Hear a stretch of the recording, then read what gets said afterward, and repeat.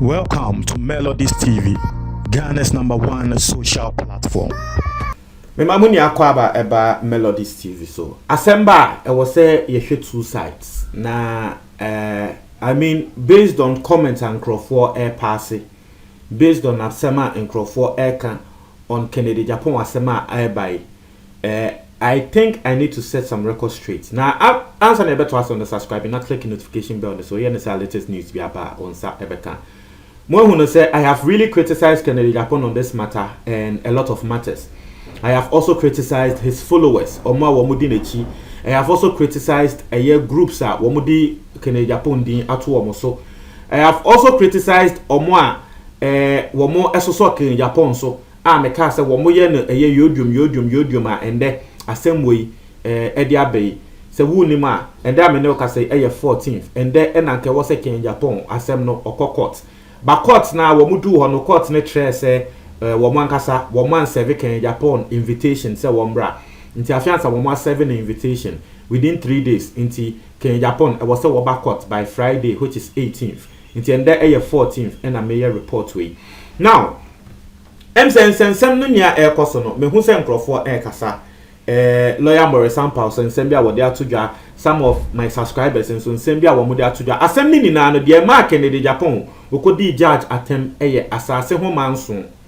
Now, some people are speaking, especially lawyer Morris Sampao say, Adena Kennedy Japan, was to me ma assassin who ekoye we emanebedi ye judge atemsa na assassin ya assassin benya assassin adena went to me in German crofona wakwa judge natem.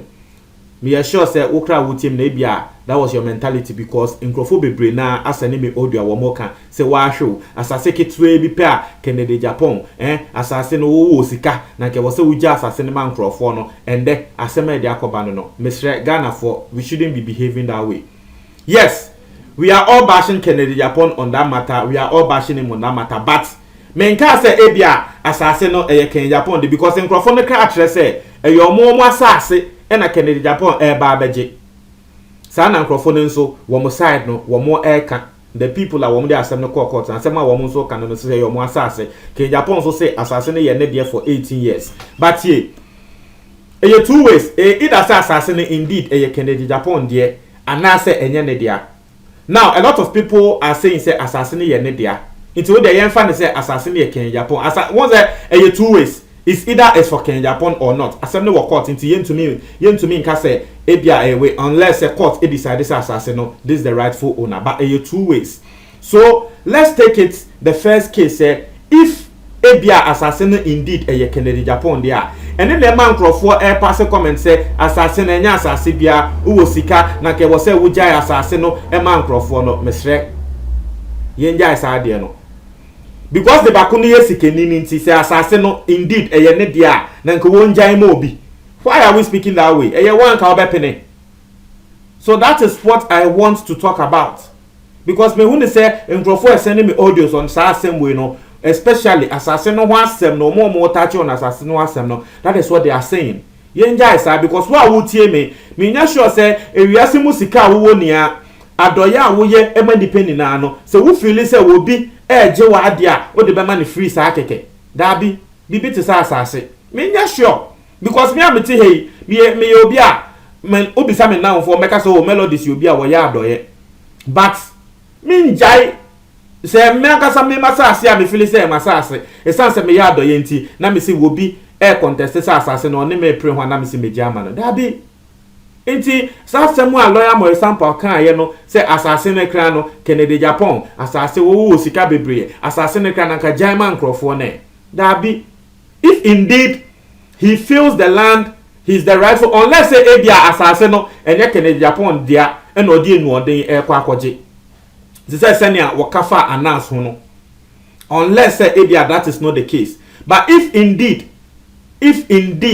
assassin no indeed Kennedy Japan dia ena wo bi ba beji efini nsemu a eni kwansa mo ka se because o ya adoye nti won fa assassin nche maza ena sa na nko ya na nka ende se na nka obi ade beta na ni so se wo kwa pre Kennedy Japan japade ho se sa na ye na na ko obia na ka Ken Japan de ne car na ho na obia ka say car we ya media eno so ye beka so oya adoye nti wonja car ne ma no se na nka wiase ne japade ni na besa na nka wiase ne japade ni na ebesa. So that matter ne there, a lot of people are passing. That's why asem when you say me na ke wo say me Bible but me hu ne say people are passing that sentiment a wo mo ka me hre wo dabi me en kasa sa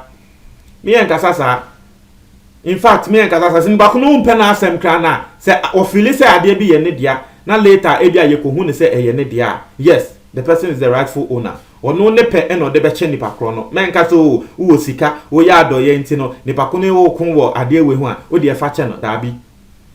Me there I don't subscribe to that, because unim say adoye kra no e wo say nyankopon ka wakoma utumi nya adoye wo ngrofu unim say ade no say nyankopon anfa ne nsa anka wakoma utumi nye nipa adoye da. And it is true, because me sure say Ken Japan wa woti hoyi. Yes, nim say wo ya adoye pan na so ebia enye asem nia eba beto ne nim no tumi eye adwuma fa ho, but dudu na wo be ye adwuma fa ho eye saa na kan sika na saa yenye nde, because na kan nipa hu ne say o we di asem ya de bakwa kotu ne nim bia no wo be boa wa masa na kan wo kra no that will become your bane. Wo no wo ya adoye wi ase ne na wo ya adoye ne ehu ne say asem bia ye de betu we nim bia wo be boa na kan nipa bonefo de omo hu begim every single day no see ho, because onim say wo de ye kan ya wo de bema nti adoye kra na eye nyankopon ene de ne saka nipa akoma nti na obi wo tumi ti obi story ohun say da bi story there me was cancel me to me mboa obi nso tumi ti obi story o say o story there akama koma me ni ska kra na me ya na maboa eye nyankopon na de ne sa eka nipa akoma e ma na ya adoye.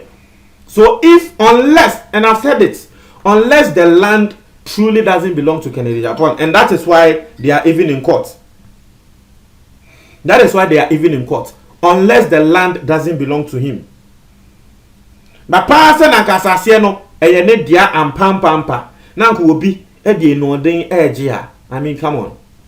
You might not like him, but in the credit na wo Ghana ni a wotie me wo abroche se ne Ghana for ye hu mbrofofo se na Ghana for mo abroche se o musika modu ni nyama no eya na nkrofo nim se Ghana for mo abroche no eye den mamo, but at least ye hu ne se munye sika na mo nane a at least e ba Ghana e modu wo abroche ho na oje $1,000 and $2,000 kana o be nane no wo Ghana scheme a and na me no ka say $2,000 e ke kan ko be 120 million no like e modu what you say inti enu hunti wo say o nipa ko no wo ebuseni wo abrochi nti no ni sika na e wa ha no me de mi ndia nka wo kan ke be yo de nka enye ho de e bia wo sika ana wo juma bia wo wa hyehye e wo fie ye mfa ne say juma wo wa hyehye wo fie no it makes e bia 1,000 cedis a month and it makes 2,000 cedis a month. Na wo de ama wo ebuseni bi say won hwe emma na ebo ano a na bia wo de aye japade na wo de aye bibi de ahye bibi ase na ebia wo gi 2,000 cedis e wa abroche, which is about close to 120 million. Na eno no we busieni no wo te hei ka say we o abroche wo gi close to 120 million nti sa 2,000 cedis no gi wa ha kra no wo de mamindi. I mean, wanka, how will you feel? And that is the same thing. Omo ka say asase no Kennedy Japan sika wo woni na no asase no na ko njan mani pakro na. Dabi, if he feels it is his own land, if he feels so man kasa ni sika no dey ato asase na, you don't tell him say wo njan mani pakro no. No. And esa dia en na maka no. Na Kennedy Japan ni na besa because na kebe obia beto akwa jina ne Japan so. Na ko be ha no say efia o man kasa de ni sika ato no be the fake document aba say efie ne ye media na no so be ka so o scanty efie no wonja mani pakro no. Na nka no so sa na obeka. So that's the perfect scenario I've given Ghana for mo abrochi, because me say mo amutie me no dodo na Ghana for mo abrochi. And it is the perfect scenario I've given to you. Who abrochi ho uji sika na ha say obi de usika Ghana nka enya o de onka say o me abrochi me nya mo sika esen ha say nti on fe Ghana nka dabi.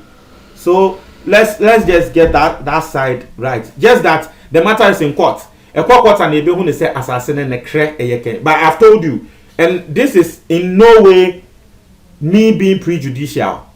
Two ways. It's either courts because asam ne nyam ruling ne nyam by na Ken Japan ko di atem no inta ne ye che no for content because ye nyam ruling asem ne ye and so it is either say court ebe declare say asase ne ye Kennedy Japan wankasa dia and now say either say court be declare say enye ne dia.